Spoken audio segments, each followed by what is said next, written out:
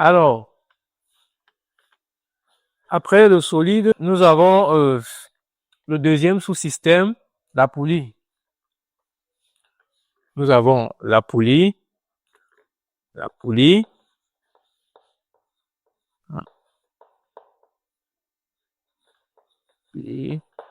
Et ensuite, nous avons l'opérateur.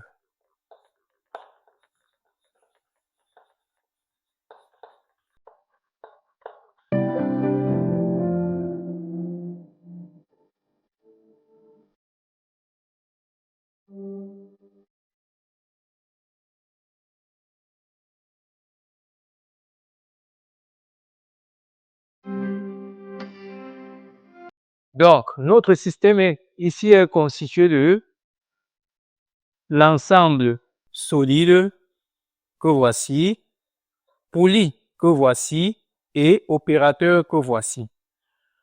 Alors, une fois donc que nous avons défini notre système, nous allons passer à l'inventaire des forces.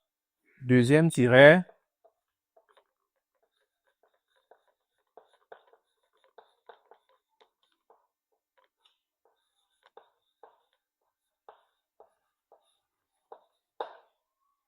Inventaire des forces. Alors, pour faire l'inventaire des forces ici et être sûr que nous n'allons pas nous tromper, il faut subdiviser notre système qui est constitué de l'ensemble de solides, poulies et opérateurs en 3 sous-systèmes. Je dis pour pouvoir représenter les forces sur ce système en étant sûr que nous ne sommes pas en train de nous tromper, nous allons subdiviser ce système en 3 sous-systèmes. Premier sous-système, le solide, premier sous-système, ensemble solide et premier sous-système, le solide, pardon. Deuxième sous-système, la poulie. Et troisième sous-système, l'opérateur. Donc, qu'est-ce que je dis?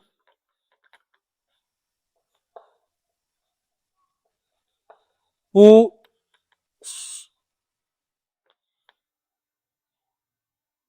une réussite,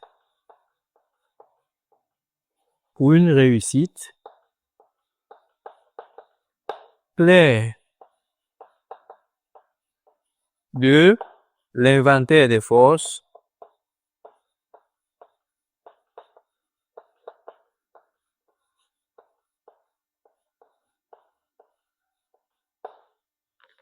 nous allons subdiviser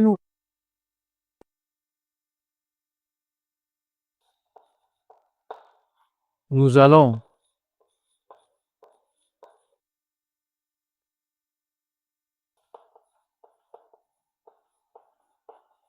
notre système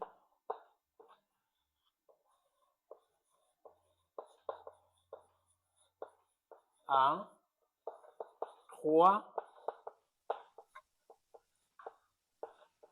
sous-systèmes.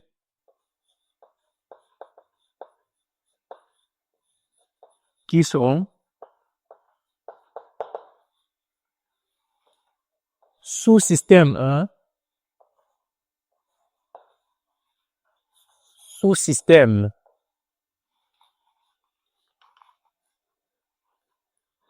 Qu'est-ce que je dis? Sous-système.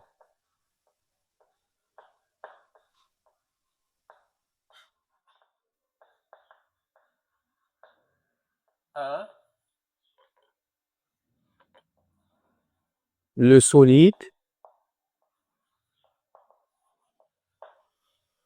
Sous-système.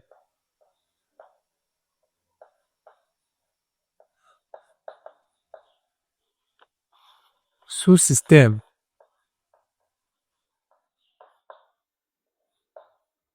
De la poulie.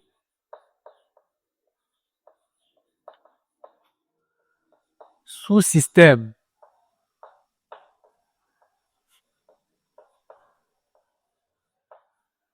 Ou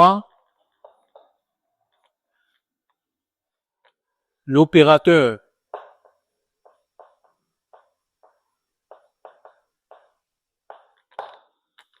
Alors, une fois donc que nous avons subdivisé notre système en 3 sous-systèmes, nous allons donc inventer pour chaque sous-système,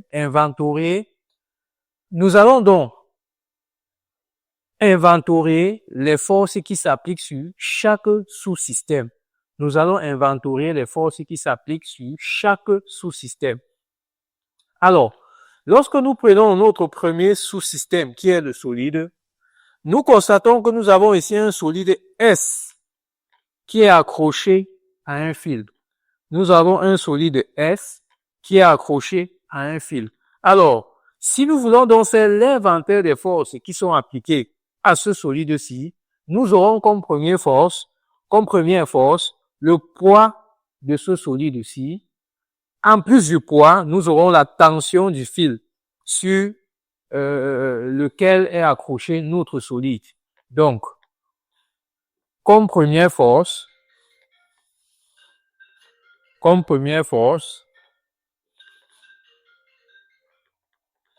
nous avons le poids du solide que j'appelle P. Nous avons la tension du fil que j'appelle T. Voilà toutes les forces qui s'appliquent sur notre premier sous-système qui est le solide. Nous passerons donc maintenant au deuxième sous-système qui est la poulie. En ce qui concerne les forces qui s'appliquent à notre deuxième sous-système qui est la poulie, nous avons d'abord le poids de la poulie elle-même, la réaction de l'axe de rotation de la poulie et la tension du fil, aussi bien de ce côté que de ce côté. Donc nous aurons comme force qui s'applique sur notre poulie, nous aurons le poids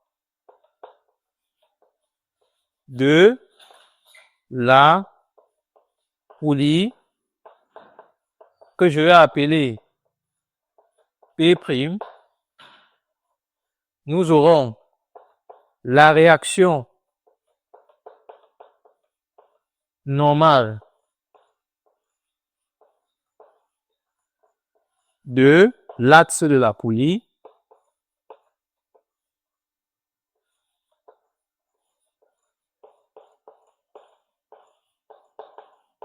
entre parenthèses Rn,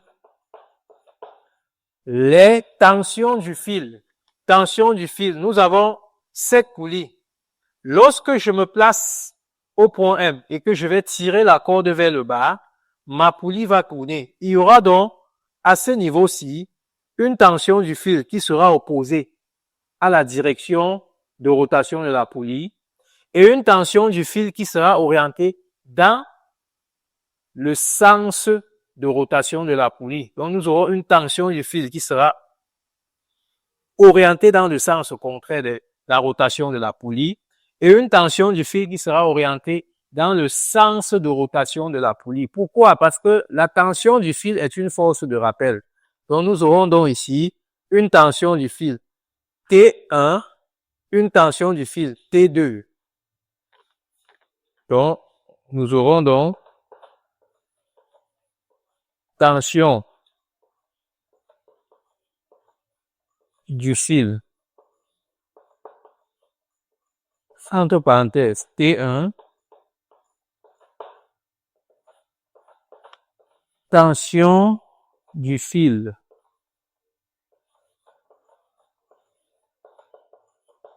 entre parenthèses T2. Là maintenant, nous avons fini avec la poulie. Nous venons donc au niveau de l'opérateur. C'est cet opérateur-ci qui a pour mission de faire déplacer la charge qui est ici. Alors, pour faire déplacer cette charge, l'opérateur est appelé à exercer une force musculaire avec laquelle il fera déplacer la charge. Donc, comme première force à ce niveau, nous aurons la force de l'opérateur. La force musculaire.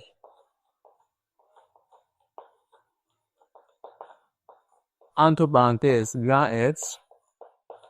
Et lorsque l'opérateur exerce sur le système une force qui permet de déplacer cette charge, il y a aussi ce fil qui exerce sur l'opérateur une force de rappel que je vais appeler tension du fil. Je dis bien, lorsque cet opérateur exerce sur le système une force qui permet de déplacer cette charge, au même moment, ce fil-ci exerce sur l'opérateur une force de rappel appelée tension du fil. Donc, la tension exercée ici sera appelée T3. Nous allons appeler comme tension du fil, entre parenthèses, T3. Alors, une fois donc que nous avons fait l'inventaire de toutes les forces qui s'appliquent sur nos différents sous-systèmes, nous allons donc les représenter force après force. Donc, on passe donc à un autre tiret. Représentation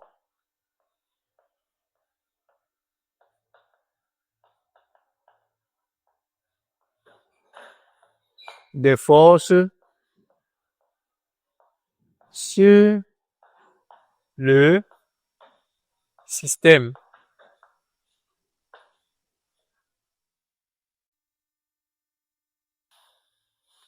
Alors, pour cela, je vais donc refaire mon dessin.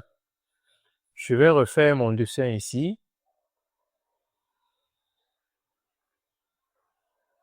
Je vais refaire mon dessin ici.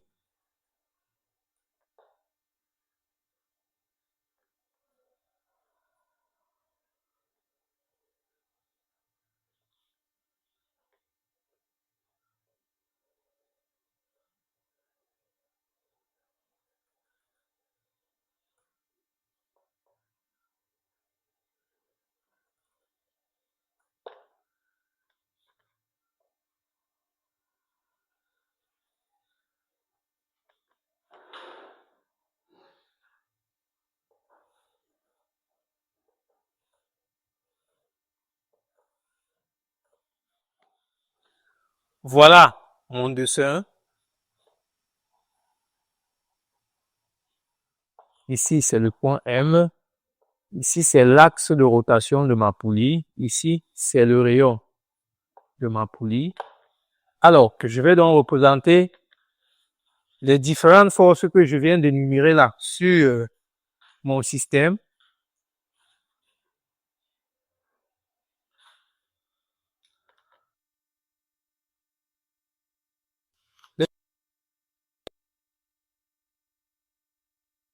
Force extérieure exercée sur notre son. Ici, je vais juste représenter directement. Voilà. Là, ici, c'est le poids du solide. Ensuite, la tension du fil qui est appliqué au solide. Le point d'application de cette tension-ci sera le point de contact entre le solide et le fil. Cette tension du fil-ci se comporte aussi comme la réaction normale. Donc, elle a les mêmes caractéristiques que la réaction normale. Et vous connaissez tous les caractéristiques de la réaction normale. Donc, je vais juste représenter cette force-là. Point d'application, point de contact entre le solide et le fil. Direction essence, direction perpendiculaire au côté haut du solide et le sens toujours montant. Donc, voilà ma première tension que je viens de représenter. Ensuite, je vais maintenant au niveau de la poulie. Au niveau de la poulie, nous avons le poids de la poulie. Le poids de la poulie s'exerce au centre de gravité de la poulie. Voici le centre de gravité de ma poulie ici. Donc ici, je représente le poids de ma poulie que j'ai appelé P'. Ensuite, la réaction normale de la poulie. La réaction normale de la poulie, le voici ici. Réaction normale de la poulie, c'est, je dis réaction normale de l'axe de rotation de la poulie, c'est ça ici.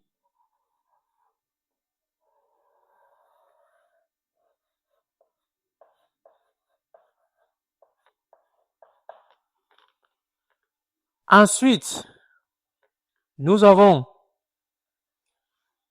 la tension T1 du fil, c'est-à-dire cette tension-ci, force de rappel, c'est-à-dire nous allons considérer ici que notre solide est tiré dans ce sens, c'est-à-dire la poulie roule dans ce sens-ci. Ça, c'est le sens de rotation de notre poulie, le bon sens de rotation. Alors, lorsque l'opérateur tire la poulie ici, il y a une force de rappel, tension du fil qui doit s'appliquer là, qui sera opposée au sens de rotation de notre poulie. Donc, nous aurons cette tension-là ici, que j'ai appelée T1. Voici ici.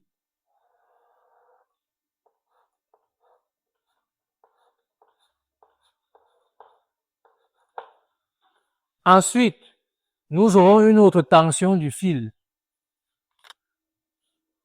Nous aurons une autre tension du fil ici.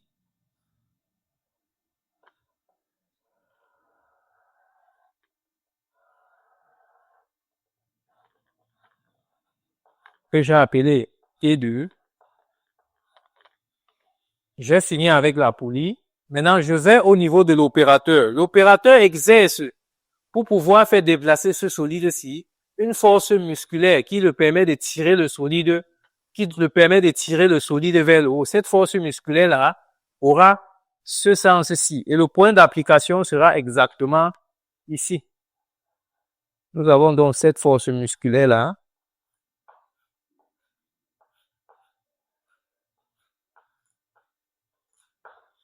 Et lorsque l'opérateur tire dans ce sens-ci, nous avons aussi cette portion du fil qui exerce une force de rappel dans l'optique de maintenir le système en équilibre. Cette force de rappel-là, j'ai appelé ça tension T3. Là, voici celle-ci.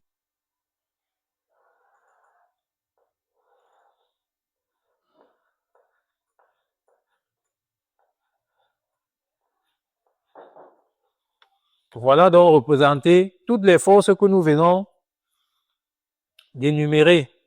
Une fois donc que nous avons représenté toutes ces forces-là, nous allons passer donc à la condition d'équilibre.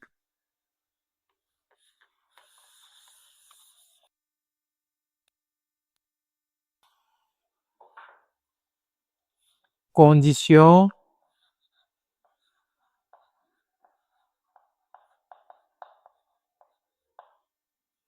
d'équilibre.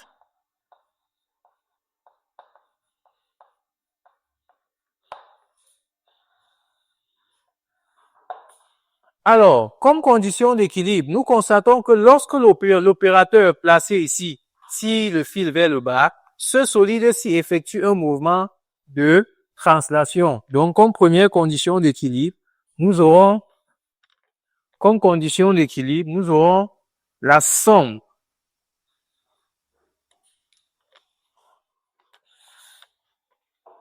comme condition d'équilibre.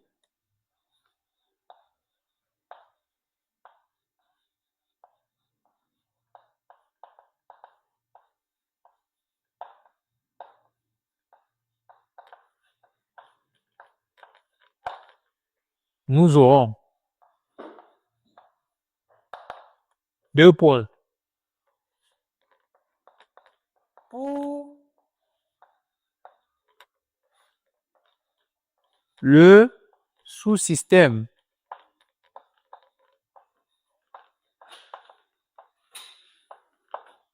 S1, pour le sous-système S1 qui est notre solide, nous constatons que lorsque l'opérateur placé ici tire le fil vers le bas, ce solide-ci monte, donc effectue un mouvement de translation. Et lorsqu'un solide effectue un mouvement de translation, la condition d'équilibre, c'est somme vectorielle des forces extérieures appliquées à ce solide est égale au vecteur nul. Donc, ce que nous allons écrire ici, c'est, on a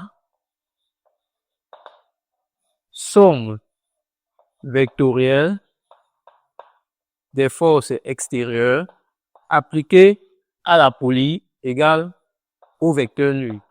Cela entraîne à dire, appliqué au solide S, cela entraîne à dire que nous aurons le poids P plus la tension T, nous aurons le poids P plus la tension T égale au vecteur nul, première nature. Nous passerons donc au sous-système 2 qui est la poulie et nous appliquerons aussi la condition d'équilibre à la poulie. Sous-système 2, pour le sous-système 2,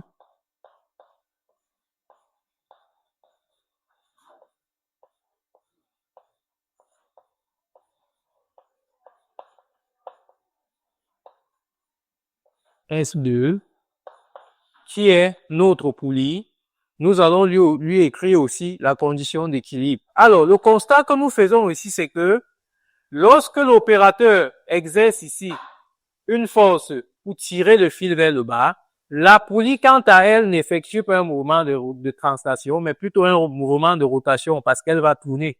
En ce moment-là, la condition d'équilibre que nous allons donc écrire au niveau de la poulie sera la somme des moments des forces extérieures appliquées à la poulie égale à 0, puisque la poulie effectue, elle, un mouvement de rotation. Donc, nous aurons ici, on a somme des moments des forces extérieures, somme algébrique, bien sûr, des moments des forces extérieures égale à 0. Alors, cela entraîne à dire quoi?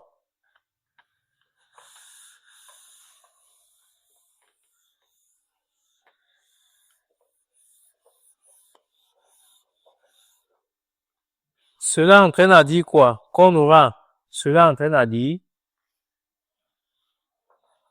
qu'on aura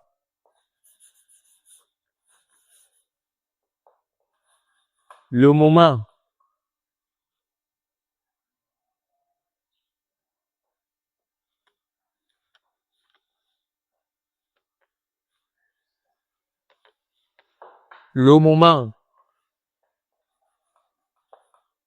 de mettez, cela entraîne à dire qu'on aura le moment de la tension T1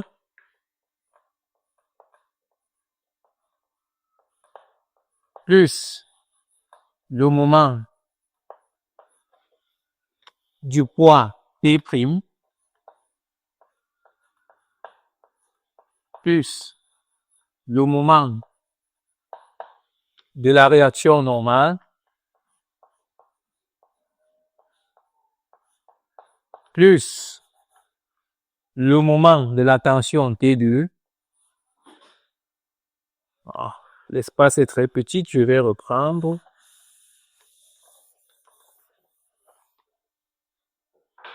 Et qui, cela entraîne à dire qu'on aura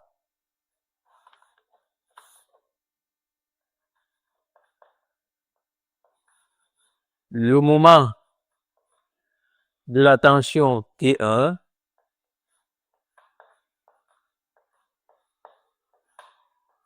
plus le moment du poids de la poulie que j'ai appelé P', plus le moment de la réaction normale de l'axe de rotation de la poulie, plus le moment de T2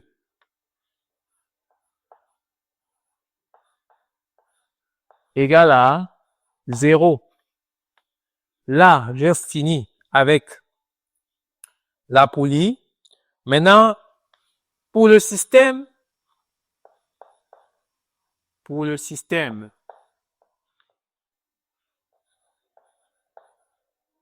le sous-système, pour le sous-système,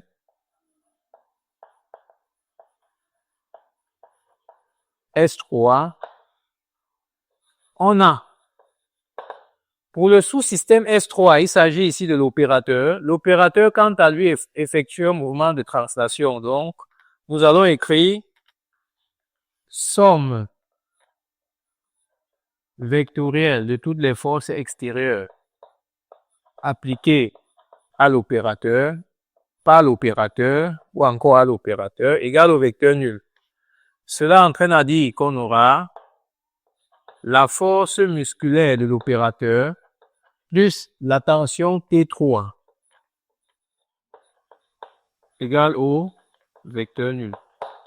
Voilà donc toutes les conditions d'équilibre écrites.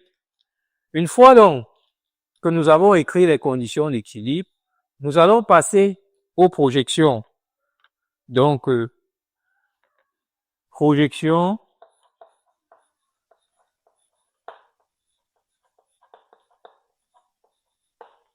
suivant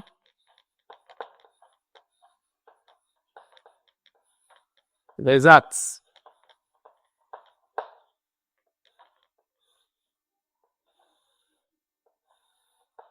Alors, pour ce qui est des projections suivantes, sont les projections sur le solide S et projections au niveau de l'opérateur.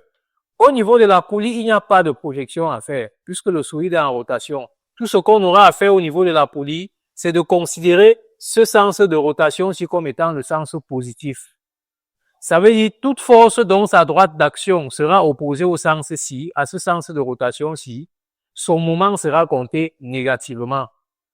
Et toute force dont sa droite d'action est orientée dans ce sens de rotation de la poulie, son moment sera compté positivement. Mais pour ce qui est des projections, les seules projections que nous aurons à faire ici seront des projections sur le solide et les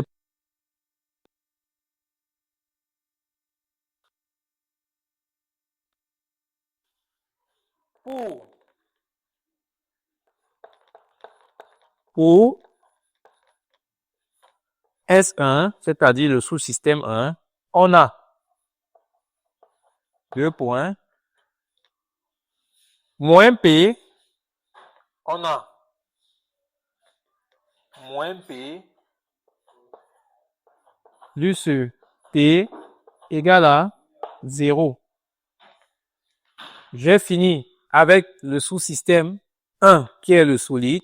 Il suffira juste, pour mieux voir ce que je viens d'écrire là, il suffira juste de ressortir son repère ici. Ressortir son repère ici. Et vous verrez que le bon sens du repère, c'est vers le haut. Cette tension est dans le bon sens et le poids dans le mauvais sens. Par conséquent, nous aurons ça. Je vais appeler ça relation 1. Pour l'opérateur, c'est-à-dire le sous-système 3, pour S3, on a ici le repère que je vais sortir sera un repère comme ça, et en faisant ce repère-là, on peut facilement constater qu'on a moins T3 plus qu'est-ce que j'ai dit? On a plutôt T3 puisque voici notre repère ici, comme ça. T3 est dans le bon sens. Donc, on a T3 et c'est F qui est dans le mauvais sens. Plus moins F égale à 0. J'appelle celle-ci relation 2. Alors,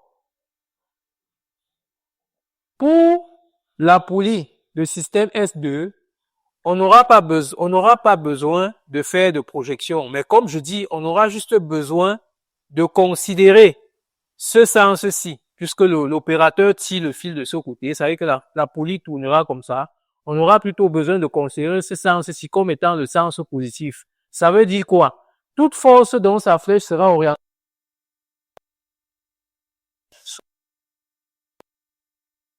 Et toute force dont de sa flèche sera orientée dans le sens contraire de ce sens, de cette flèche-ci, son moment sera compté négativement. Alors,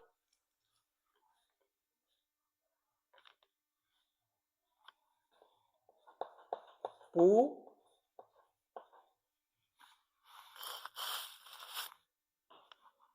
S2, on a 2 points. Le moment de T1, je viens voir ici T1. Voici mon T1 ici. On sait que, avant d'arriver là, je réécris d'abord la formule générale du moment. On sait que